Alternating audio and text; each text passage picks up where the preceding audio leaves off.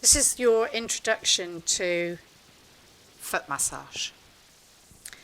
Obviously, before we do the foot massage, we're going to make sure that the client is comfortable.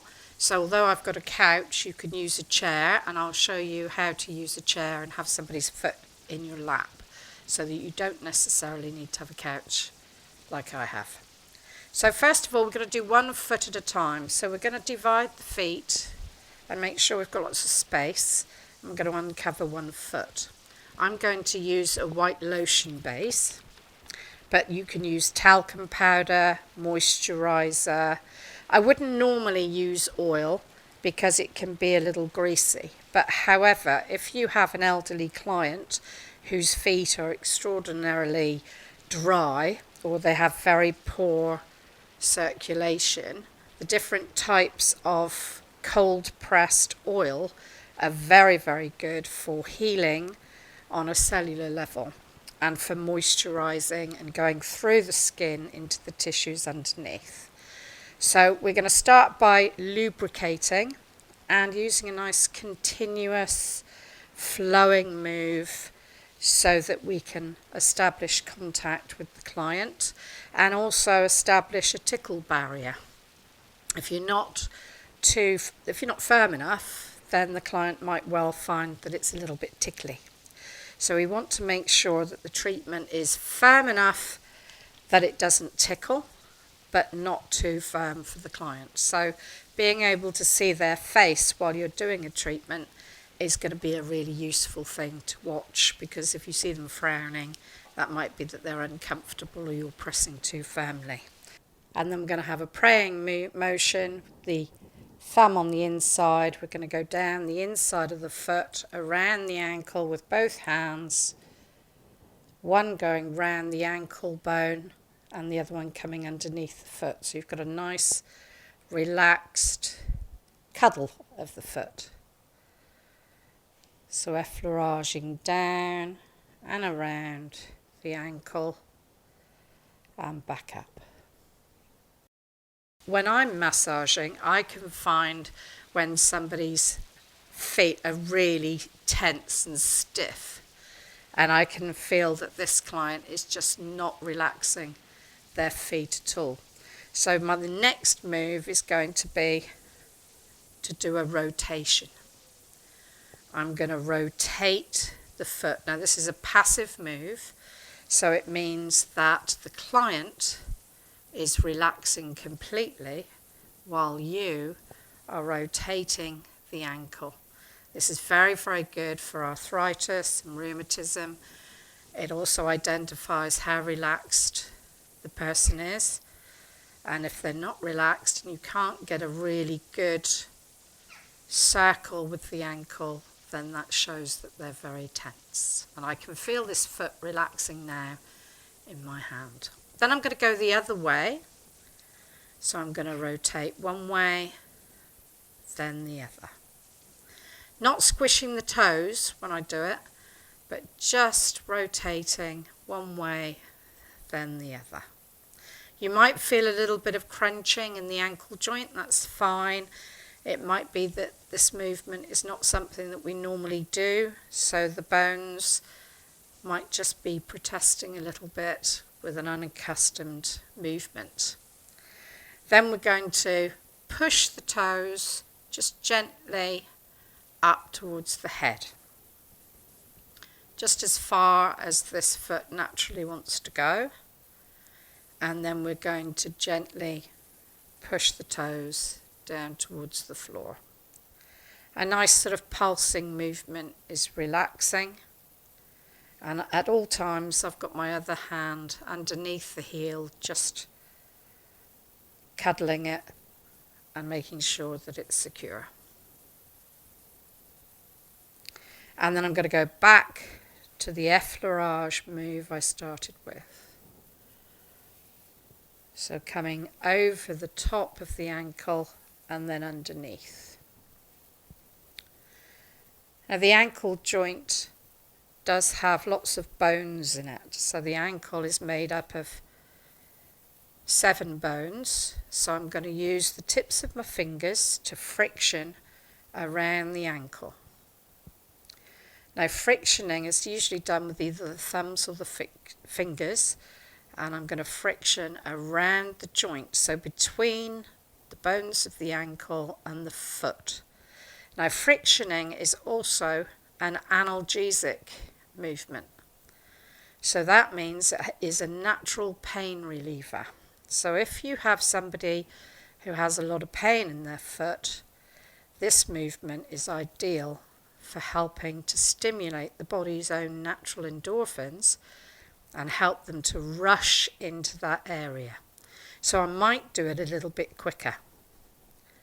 So frictioning to bring the body's natural endorphins around the ankle, under the bone of the ankle, and then around the back to the heel.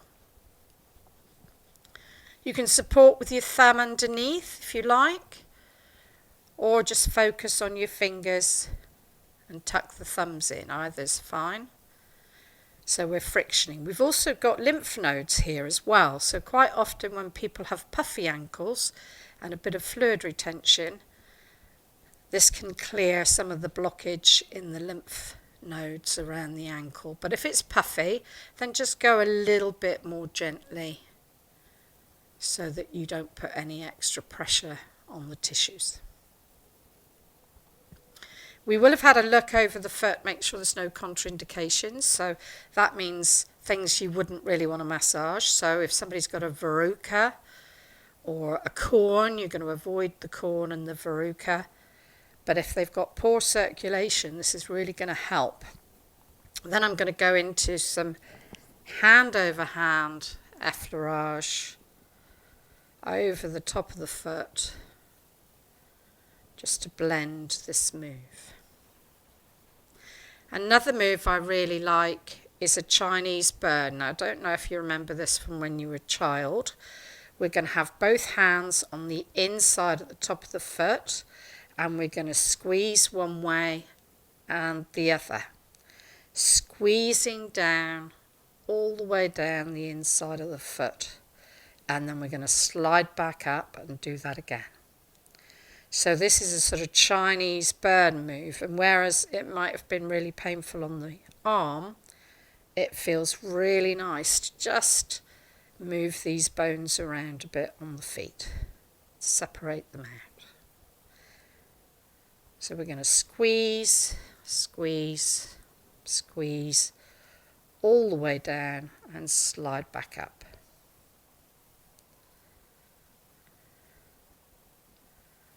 Then I'm going to get the knuckle in the ball of the foot, holding and supporting on the top so that when I push, I'm not putting any strain on the foot. I'm actually just going to stop it moving. So I'm going to knuckle the ball of the foot. This is going to help stimulate a lot of the reflex points and the solar plexus area, the stress center of the body. So knuckling. And then knuckling all the way down.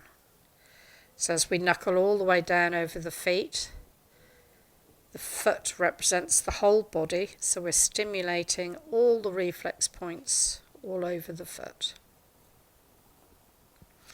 Then I'm going to do a zigzag movement. So with my thumbs, I'm supporting the top of the foot with my fingers, and I'm going to do a zigzag movement across the foot with the thumbs, just going across and back all the way down. Quite a bit of pressure as you come across the foot from side to side.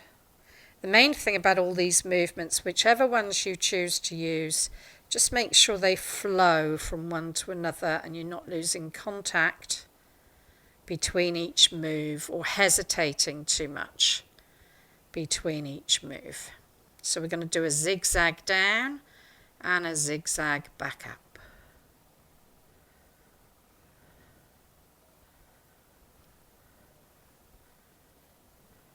And I'm going to go down again. I like this move. I think it's really relaxing. And it covers all the points all over the bottom of the foot and down to the heel. And back up.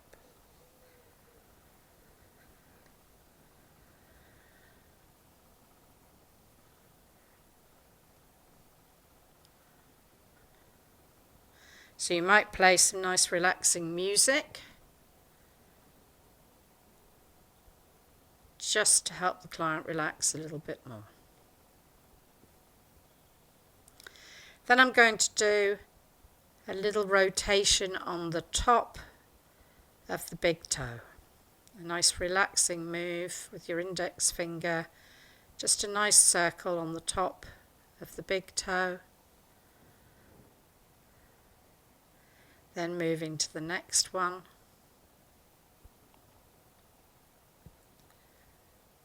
Nice and relaxing, and the next one. All the way down to the little toe.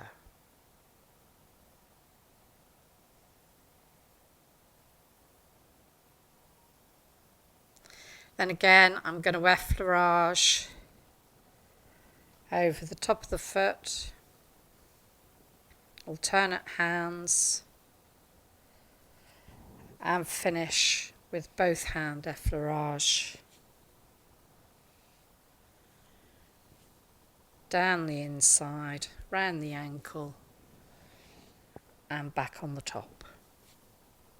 And as a full stop to treating this foot, I'm going to grab the foot nice and firmly and slowly come all the way down to the toes, and then flick away any negative energies I've picked up.